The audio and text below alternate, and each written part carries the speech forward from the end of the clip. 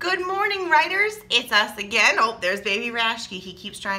Baby Leo, he keeps trying to peek around me to see you. So this morning in writing, you're gonna do a little bit of a different kind of schedule today in writing.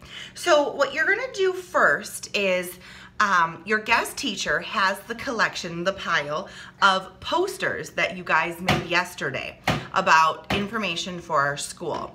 What you guys are gonna do is first, your guest teacher is gonna call each group up and you guys are going to read your poster to the rest of the class, okay? You're gonna make sure that you tell them the 3 rules that you wrote down, and you're gonna, if you wanna kind of walk them through the pictures, that would be great too.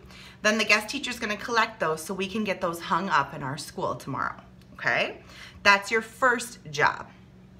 And if you want to push pause now, guest teacher, you can, and then just push play when you guys are all done with that, okay? So I'll wait a second and then you can push pause and then I'll be ready to continue, okay? Take a drink of coffee this morning.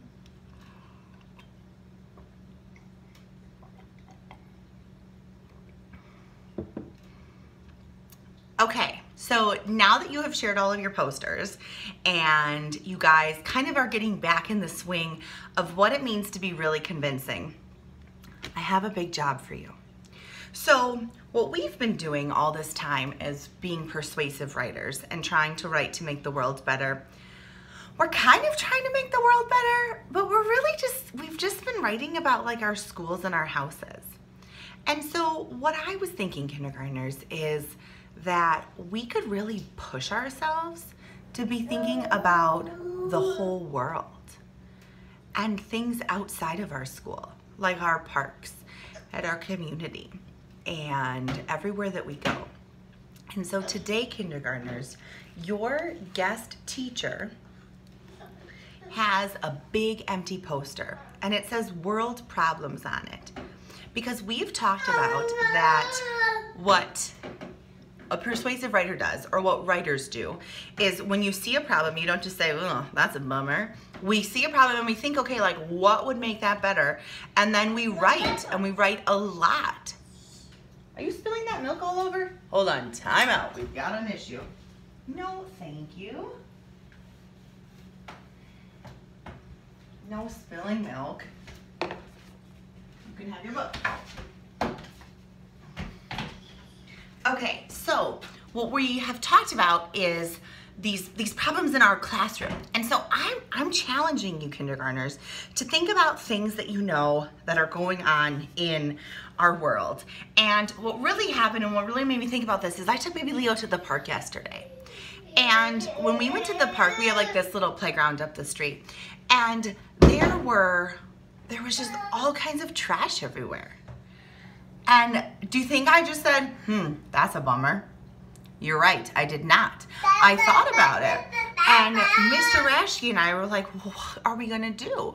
What can we do? And so we started writing. And so we might work on making some posters that we could hang up at our playground that just says, pick up your trash, please. And so that would be like a world problem, is like having garbage everywhere. Another thing I want to encourage you to think about is when we've been reading our nonfiction books, we've been learning about some problems. If you remember back to the giant panda book that we read, we learned about a problem. That could make something to write about.